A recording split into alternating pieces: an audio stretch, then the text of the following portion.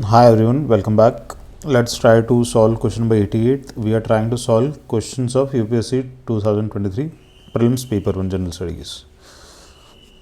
Question को पहले पढ़ लेना, फिर सॉल्व करेंगे, ट्राई करना, फिर देखता हूँ. देखिए क्वेश्चन क्या है. कंसिडर द फॉलोइंग स्टेटमेंट्स दे रखे हैं. Statement 1, statement 2. क्या पता करना which of the following is correct, और ऑप्शंस का नीचे स्टेटमेंट 1 स्टेटमेंट 2 वाला. ठीक है, चलो क्वेश्चन पे आता है. India accounts for 3.2% of the global export of goods. Okay, global export of goods 3.2% नहीं पता. आगे देखता हैं. Many of the local companies and some foreign companies operating in India have taken the advantage of India's product linked incentive scheme. Many of the local companies and some foreign companies. ठीक है, this 100% correct. Many of the local companies and some foreign companies operating in India have taken advantage of India's product linked incentive scheme. ये तो हमारा 100% सही है. तो ये हमारा 100% सही है, तो हमारा सी तो कट गया. अब सी के अलावा जितना बचे ना वो है. अब स्टेटमेंट 1 पढ़ते हैं. India accounts for 3.2% of the global exports of goods. अब ये पता होना तो यार ये बहुत ही मुश्किल है. मतलब एग्जैक्टली 3.2% करता है, या तो एग्ज़ाम के पहले इकोनॉमिक सर्वे वाला जो पार्ट था उतना पोर्शन जो PIB वगैरह में आता वो याद हो. एग्ज़ाम के पहले तो याद रहता क्या है, कितना परसेंट है. बट अभी तो याद नहीं है. फिर भी हम वही देख रहे हैं ना कि एग्ज़ाम पर्सपेक्टिव में क्वेश्चंस को हम कैसे सॉल्व करते हैं, क्या क्या चलता है दिमाग में. 3.2% यार पता नहीं, हो भी सकता नहीं भी हो सकता. बट अब पता नहीं है तो क्या करेंगे. पता नहीं है तो फिर 3.2 को हम काट के ही चलेंगे, क्योंकि ज़्यादा प्रोबेबिलिटी इसकी गलत होने की ज़्यादा है एज़ कम्पेयर टू सही होने की. ये क्वेश्चन तो अटेम्प्ट करना है, एक स्टेटमेंट तो हमने हटा दिया, सी तो हटा दिया. हमें पता है कि स्टेटमेंट 200% सही है. अब India accounts for 3.2% of the global exports 3.2 नहीं करता है जितना मुझे याद है. 1.6 1.7 के अराउंड कुछ करता है, 2 के नीचे था. न्यूज़पेपर्स में यही घूमता था. तो इसलिए इसे मार्क तो करना ही है. तो मार्क करेंगे तो हम क्या करेंगे, statement 1 is incorrect and statement 2 is correct. Paper में करेंगे तो यही करेंगे. ठीक है. अब इस क्वेश्चन से जो सीख मिल रही है वो क्या है. ये जो 3.2% of the global export of goods कह रहा है, ये कहाँ से आया है. क्या UPSC ने रैंडम कोई नंबर उठा के दे दिया है क्या. 3.2 ही क्यों दिया. 3.2, 3.3, 3.4, 3.5, 3.6, 4.1, 5.1 ऐसा क्यों नहीं दिया. तो देखो ऐसा होता है कि UPSC भी मतलब कहीं से भी कुछ भी रैंडम नंबर उठा के नहीं देता. ये जो 3.2 है ना, ये इंडिया का ग्लोबल एक्सपोर्ट है in terms of services for the year. जिस ईयर का डेटा अभी हमारे पास है 2019 वाला.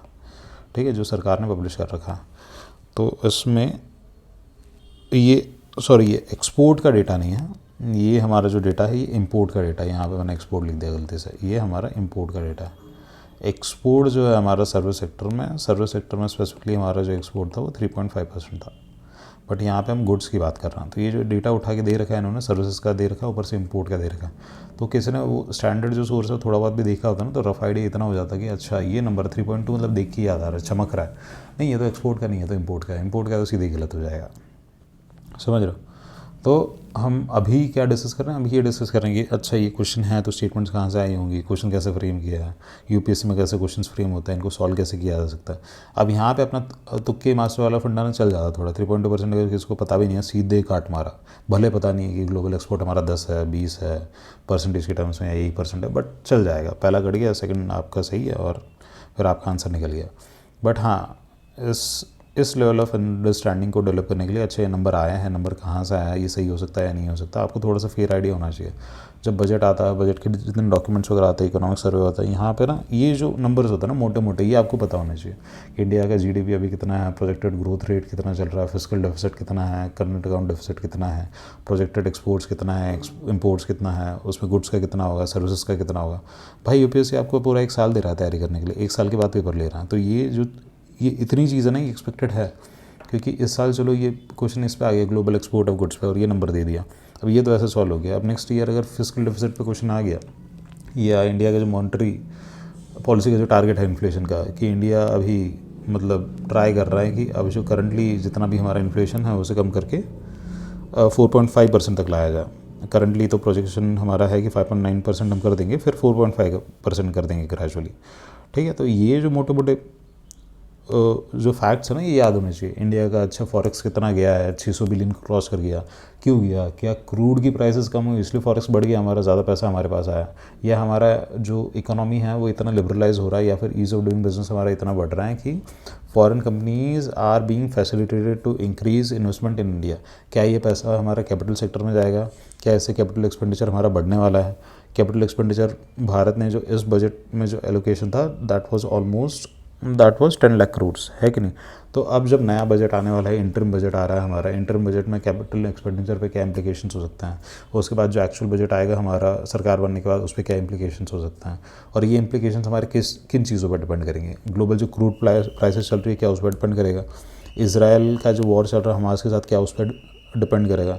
यूक्रेन और रशिया का वॉर चल रहा है जिसकी वजह से रशिया पे सैंक्शंस लगे हुए हैं, but India has found a way to buy oil from Russia, क्या उस पर डिपेंड करेगा?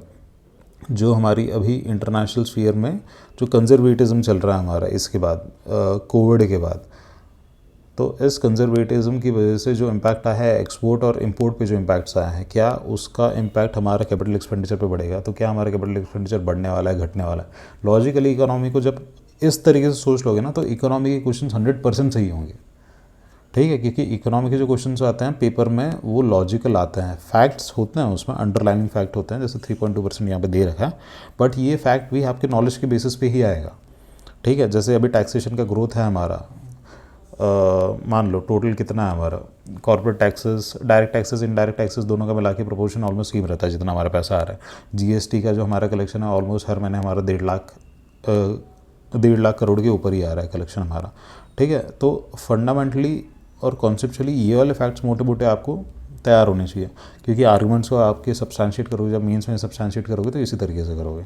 इंटरव्यू में तो फिर इंटरव्यू में तो आपको याद होनी ही चाहिए, उसका तो कोई अल्टरनेट है ही नहीं, ठीक है? तो इस क्वेश्चन को हमने थोड़ा सा लंबा खींच लिया, क्वेश्चन तो हमारा पहले ही सॉल्व हो गया था, उसके बाद तो ज्ञान चल रहा था। तो भैया क्या करना है, इस क्वेश्चन से क्या सीख है? पढ़ो, ढंग से पढ़ो, अच्छे सोर्सेज पढ़ो। न्यूज़पेपर पढ़ते हो तो it's well and good, but आपको नोट्स वगैरह बनाने पड़ेंगे। जो भी पढ़ रहे हो ना, आपके साथ कोई है जो सिंसियर है उससे डिस्कस कर लो, बहुत फ़ायदा होता है।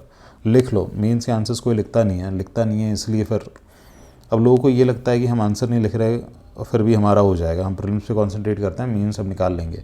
ये जो पूरी की पूरी प्रोसेस है ना इस एग्जामिनेशन की, दैट इज़ इंटीग्रेटेड। आप ऐसे आइसोलेशन में थोड़ा एक एक्सटेंट तक देख सकते हैं, बट पूरी एग्जामिनेशन प्रोसेस को आप बाइफर्केट नहीं कर सकते हैं।